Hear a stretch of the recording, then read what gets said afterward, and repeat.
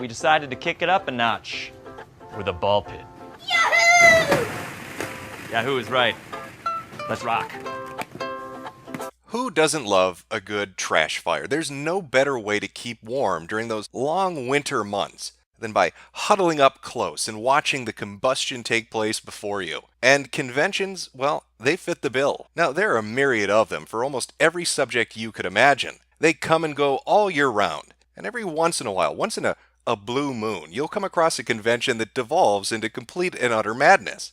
And that insanity could include a whole host of things, from furries throwing shit-filled nappies onto people's Subarus, to fat tumblerettes swimming in piss-filled ball pits. But it takes a special kind of retard, I'm talking special ed levels of stupid, to fuck a convention up before it even begins.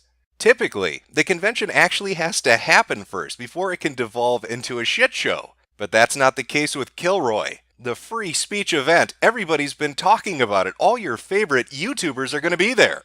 It sounds like a fantastic idea, and for a while it was a fantastic idea. Until the realization of what it was and what it would become started to fully hit people. The first cracks in the facade came from Tim Pool when on December 11th he tweeted this out to his followers. For those attending Kilroy in Phoenix this April, I am pulling out and will not be speaking any longer. Apologies to those looking to see me there. And he quickly followed this up with a little bit more of an explanation. They asked for a 16-month non-compete and a 3-year NDA. They were willing to negotiate on the non-compete, but not the non-disclosure agreement. They cited safety reasons for the 3-year NDA. Strange thing to ask, and I can't trust the reasoning for such an agreement. Now, Tim elaborated even more on this in a video he put up for the people that were coming to see him.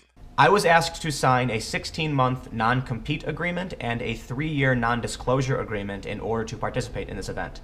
I find those contracts very strange. I have a speaking agent. I have numerous contracts through United Talent. I speak at events all the time. In fact, this week in New York, I'm speaking at an event on technology. This is not standard. This is not normal. And I was not given an adequate reason as to why any of these provisions, any of these agreements were asked to be signed. And Tim wasn't alone. Other people that were scheduled to speak said they had issues with the non-disclosure agreement as well. Thing's a farce. I mean, the majority of the headliners there, actually all of them have spoken in various locations before.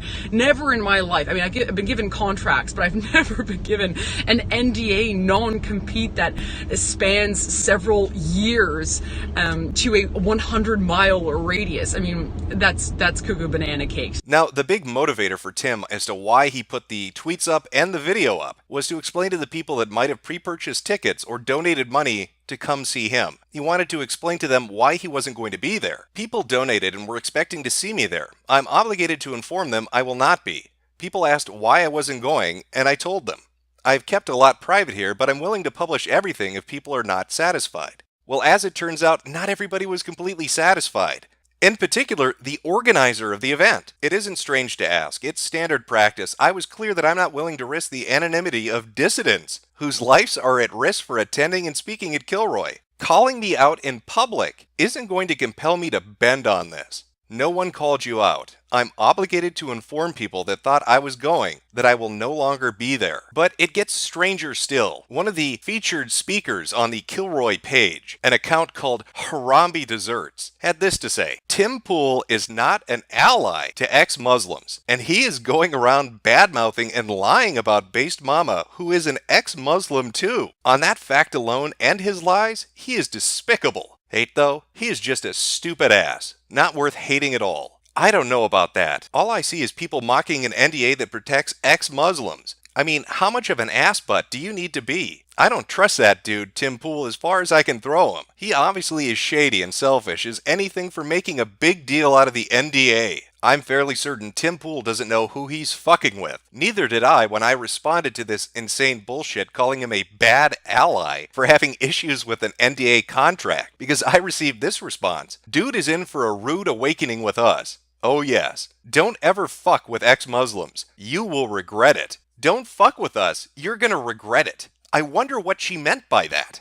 You leave us alone, we'll leave you alone. You fuck our shit up, we'll fuck your shit up until you can't fuck our shit up anymore. I'm a former Muslim, a former extremist, a former terrorist supporter. Well, these sound like some stable and well-adjusted individuals. I'm sure I'm just misreading that playful tweet as a threat. I can do a whole lot better for threats if you want. It can be a game. Well, I do love video games, so I couldn't pass that challenge up. And it looks like it was answered. Because yesterday, when I put up a tweet promoting this video and what the topic would be on, all of a sudden, from out of nowhere, a complete and utter coincidence, videos started getting flagged on my channel. That's rather strange. It's almost like somebody was attempting to shut the channel down so this video couldn't go up. But why would they do that? What would motivate them to want to shut this particular video down? Oh, maybe it has to do with the fact that Based Mama was a part of Trout's server, the server that was targeting people on the right side of politics. Could that have something to do with it? I mean, Based Mama was in there. She admits she was in there. I'm gonna let you know right now, I got invited in,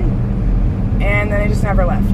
And good old Halal Desserts here, well, she was somewhat related to it as well. If you remember back when JF's video was flagged for playing audio that was leaked from the server Trout had, she tweeted this out. I have no idea what I flagged. I hope it was real juicy. Ah ha ha ha ha ha ha ha. So we have two individuals directly related to the Kilroy event, one of them the organizer of it, another her good friend and featured speaker at the event, both related to a server which was doing some rather underhanded things. And mysteriously, when I announce my videos coming out, I start getting videos flagged on my account. Really gets that fucking noggin jogging, doesn't it? But I guess I'm getting intellectually checkmated here. This is some 4D chess shit. I'm dealing with intellectual giants. Because my IQ is extremely high.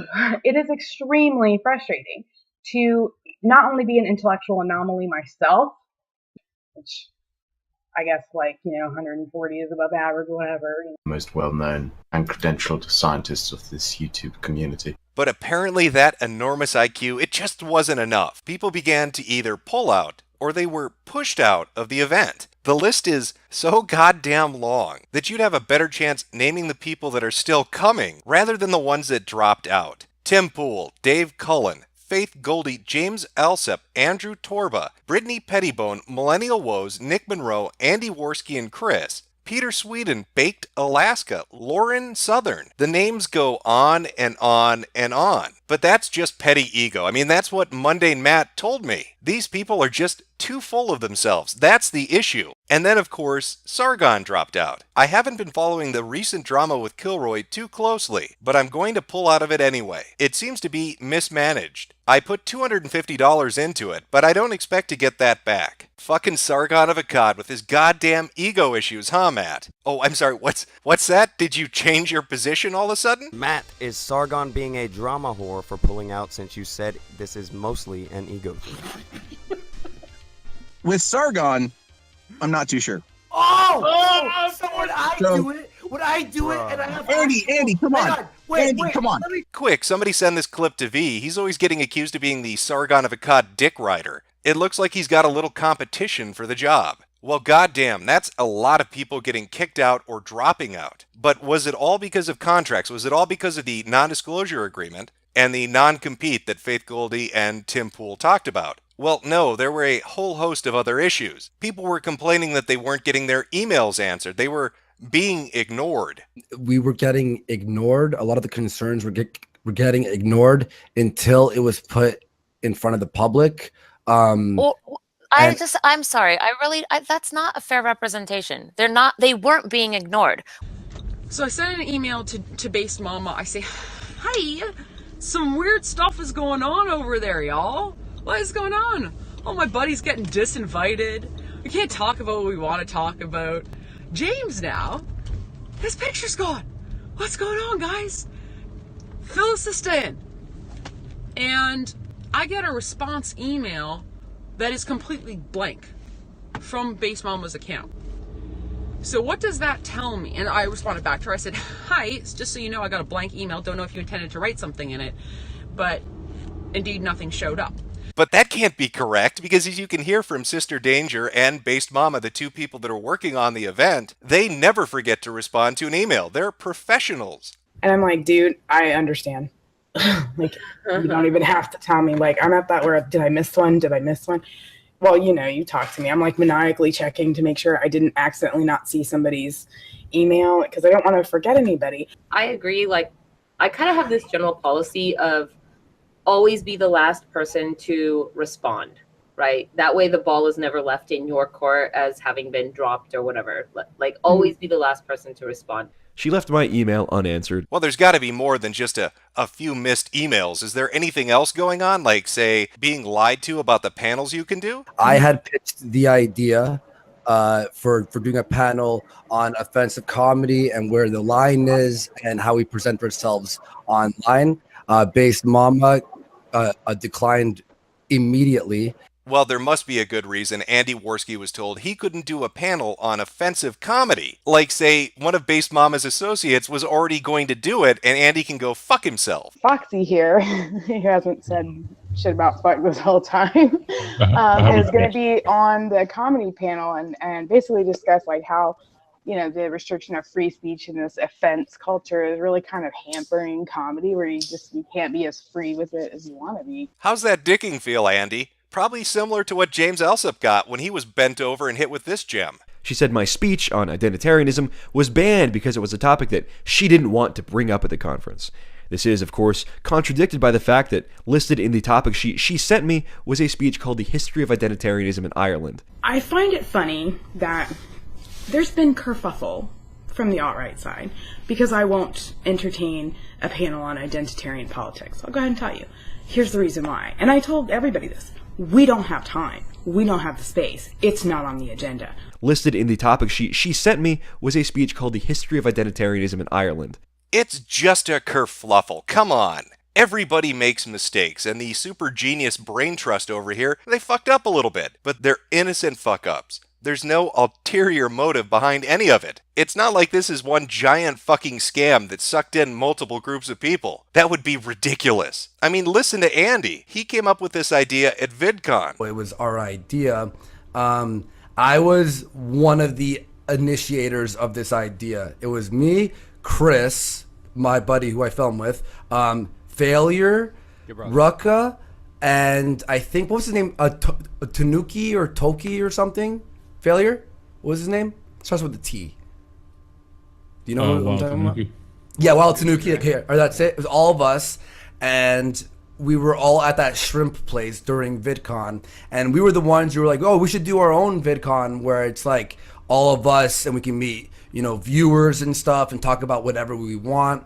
And then we were all just hanging out outside, and Sister Danger was there. We brought it up to her, and she's like, "That's a great idea. You know, I've done these things before." And then when she spoke to Based Mama and Dave, they sort of took a hold of that. Well, isn't that wonderful? Based Mama is going to help Andy realize his dream to put on this idea for a convention. But wait a minute, though. That's not what Based Mama told Bunty King. This has been in the works for quite a while, so I'm just... How long has this been in the works for, if you mind me asking?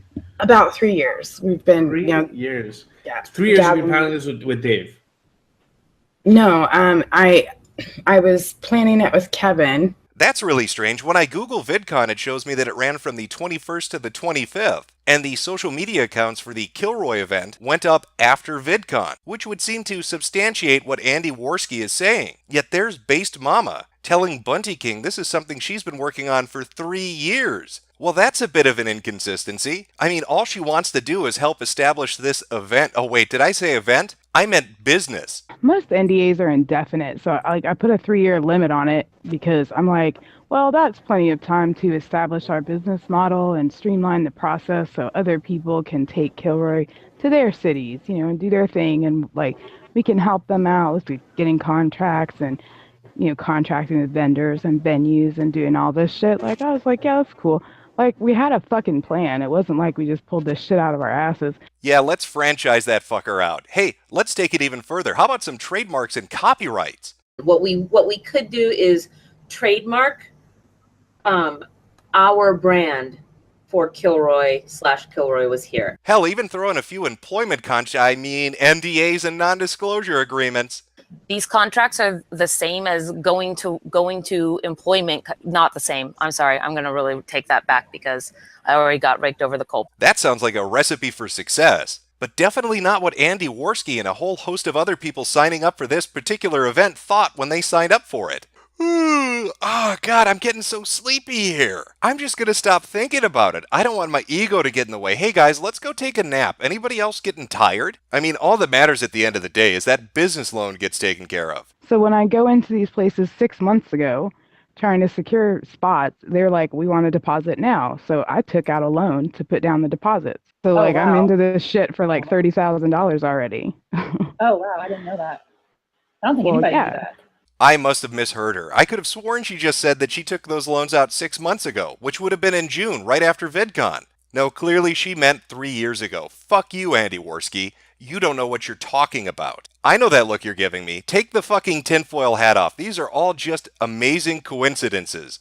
You fucking conspiracy theorists with your crazy shit. I mean, sure, you could look at the timetable and draw some conclusions about what's really going on here and all the lies that we've heard, or all those other lies. Oh, did I mention all the other lies? Like the lies they told Tim Pool about the contract he was signing? And as I responded to their email, I told them it was insulting, to which they responded with an appeal to popularity.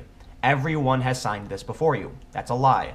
A lot of the speakers didn't even know this agreement existed. No, they certainly did not sign this before me. Or the whole thing about having to remove people because there just wasn't enough room. I'm sorry, Baked Alaska, we need to trim the fat a little bit. It's too popping off in here for you to stick around. We got too many speakers showing up. And we still have approximately a week's worth of guests that we're going to continue to roll out, and we're still signing people, okay? Then we immediately took Baked Alaska off the website because we were already overbooked, okay? You are saying tomorrow you have a guest announcement. Yet when Baked Alaska, you said that there was a scheduling conflict. Yeah, you guys are overbooked. Already full. And now you're still adding people to the roster when you already told people that you were overbooked. No. That's not a good look. That was a lie that was caught in the very same fucking stream later on. And in other streams too. I'm sure he'll put together an email for you. Are all the panels already scheduled out with all the people that are coming, or? No, we intentionally left a good chunk open. It's so weird. It feels like everything about this event might be completely fucking fake. And it only gets worse if you look at the timetable. When Dave Cullen put up the initial fundraising video for the Kilroy event on November 16, it only took a matter of 3 weeks for them to hit the official goal of $85,000. That's fucking impressive. That is a lot of money. December 6th, we've raised all the money we need. And that's just the amount listed up on the website. We're not even talking about PayPal here.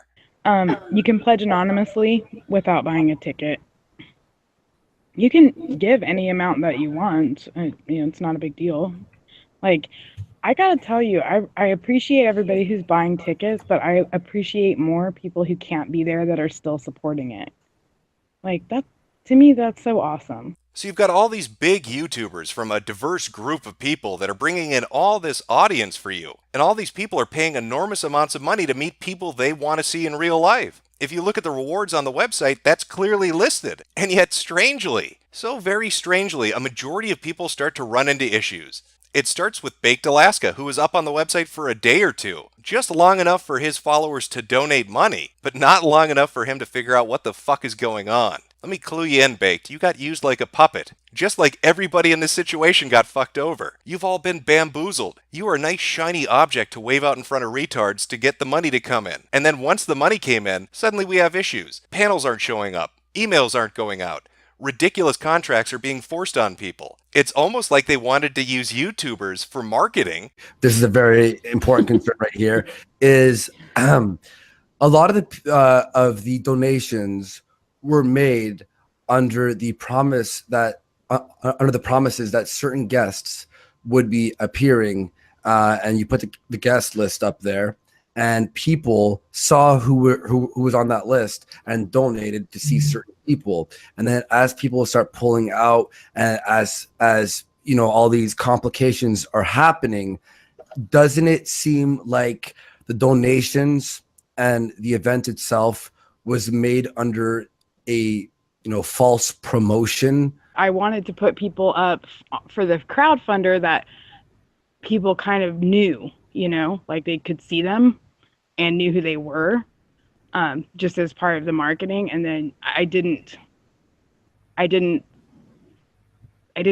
go out of my way to show that there were academics who were actually attending, that we're going to be talking about other things, not on YouTube, not internet celebrities or whatever. So we've got like a reward system in the works, and meeting up with people is going to be one of the rewards. So they could fund academics who weren't as popular. I'm trying to be amenable to them as much as I can, but they're not really that big, and they're not really that influential, especially when we're courting like academics, like actual academics, not pretend YouTube academics. Like, we're actually going for people who are actually like researching in these fields and making progress in these areas and actually like working for this. Well, don't make so them I'm not like super concerned about it, because that's, well, the problem is, like I said, I think the biggest mistake I made was not making it clear that this is not a YouTube convention. And a lot of, like, we can't list a lot of people that are on there that are very left-leaning because they're a fucking security risk. That's why I open called. I didn't want just people who are YouTube famous, internet famous. That doesn't mean anything. Well, the only thing that could make this shit show worse if there was a political angle on it. I mean, we fucked over YouTubers and bilked their audience for money. But could we fuck over political opponents just for the fun of it? Well, I think we could if we follow a few steps. And if you remember Trout server with all his magnificent 24-hour ops like Purple Starfish or whatever the fuck he called this dumb shit, Based Mama was in there. She was right in that fucking server, and in that server, there was a hit list. And surprisingly, a good amount of the people on that hit list were signed up to show up at the event. People like James Alsip, Baked Alaska, Lauren Southern. These people and their audiences donated money or bought tickets. They were used to help promote this. I wonder if she has any political opinions on these people. Okay, first of all, there's about 70% of the people on there that I don't politically align with, and there's a couple of them, I won't name names, that I actually do not like as a person. I think it'll be great to kind of bring social justice back to where it's supposed to fucking be. Yeah, I agree. Girl power. Let's bring social justice back to where it needs to be. Fuck those white nationalists. But don't fuck their money. We need their money. We have a $30,000 business loan to pay off and trademarks to apply for. Well, Jim, that doesn't prove any malice on her part. Well, as she said, she is Kilroy. Because at the end of the day, Kilroy is just me. And the Kilroy social media page that's up only has like 130 tweets. So it's really weird then, isn't it, that a social media account used to promote a free speech event would be retweeting Trout and T advertising his dirty tricks server. If she's calling the shots, and this is her event, and her event is officially promoting him by retweeting him on their official fucking account, raises a few questions, doesn't it? It's a twofer, really. You get a bunch of gullible YouTubers to promote your event, which you let them think is actually their event, but you have no real intention of ever letting them show up and speak. Now, you go about this by a myriad of different ways, by making panels inaccessible, losing emails, creating contracts which are just purely ridiculous in the hopes that it will drive them away or anger them, to make room for all those top-tier intellectual academics that you've always dreamed of gathering together in one place to have 48 panels on Muslim this and Muslim that. And you also get to take all this money from right-wing sources which you disagree with, people you find abhorrent, and then basically just throw them off the website. Kick them off, remove their name, it doesn't matter, you've already got the cash. Sometime last week, I was dropped from the Kilroy speakers list without notice. That's how you know you're dealing with true professionals. Seems pretty cut and dry to me. For that 3-week period of fundraising, there weren't contracts sent out. There weren't NDAs discussed. Everybody seemed to be taken by surprise at the very end, after the money was gathered. Then, once the money was in that bank account, suddenly we have issues. Suddenly we need to clear some room, make some space for the important people, not you fucking YouTubers. You don't matter. But hey, you've still got things to look forward to at Kilroy. I mean, sure, Sargon's not going to be in the ball pit. That's a bit disheartening. I think we all really wanted to see him just swimming around in his natural environment, but sadly that's just not going to happen. But at least he can show up for the fights. The good old fisticuffs. I'm talking Jeff Holiday throwing down with Coach Red Pill. Can you just not be a pussy about it? You know something? I'm going to go to the Kilroy event. Okay, good. Come to the Kilroy event. I'm going to go to the Kilroy event, and I'm going to look you up. When you find me at Kilroy, that you were just saying, Coach, that you're going to come find me at Kilroy, what are you going to do when you find me? You're going to give me a big old sloppy kiss? You'd love that, wouldn't you? Oh, yeah. I love older men. So what are you going to do? You saying you're going to come and you're going to find me at Kilroy. What are you going to do? We're going to have a chat? You're going to buy me a burger? You'll be talking, but I won't be talking much, probably. Okay. So you're gonna patiently sit there and you're gonna listen and absorb everything that I have to say, and that'd be great. Cool. Sounds good. Is that it? That all you're gonna do when you come to Kilroy, man? Or Johnny Fox taking on Mundane Matt. Here's the I know I thought this. Like, here's the thing. Here's the thing, Johnny. You want to have this conversation in person, dude? I'm all for it. Get your ass to Phoenix in fucking April. For whether you're going to Kilroy 1 or Kilroy 2, whatever Andy's making. Why don't you come on out? Why don't you come on out? Come on out. Well, come on out, sir. That's my suggestion. Come on out. Come on out. Come on, let's have a conversation. Come on, get on that plane, Johnny. Get on that Iron Horse. Get your ass out to Phoenix. Come on. That sounds like some good old fun. Who doesn't want to watch people beat the shit out of each other? This sounds like a fantastic event. And hopefully, Kilroy's a great success for them because they're going to need the money, with breaking the law and all. Oh, did I forget to mention that part? You know that 3-week crowdfunder they had where they had a ton of people's names up, raising money to show up at the event, and how they sent contracts out after that, after December 6th, after the money had been raised? Turns out that might have been completely fucking illegal. Don't take my word for it. Ask Based Mama. But then I got a second problem, which I found out the other day, is I can't advertise people that I don't have signed on to speak. Yeah. Because that would be violating false advertising laws in Arizona. So if I'm understanding this right, she's basically admitting that she illicitly raised $85,000. Brilliant. That is 140 IQ, ladies and gentlemen. Because my IQ is extremely high. It is extremely frustrating to not only be an intellectual anomaly myself, which I guess 140 is above average, whatever.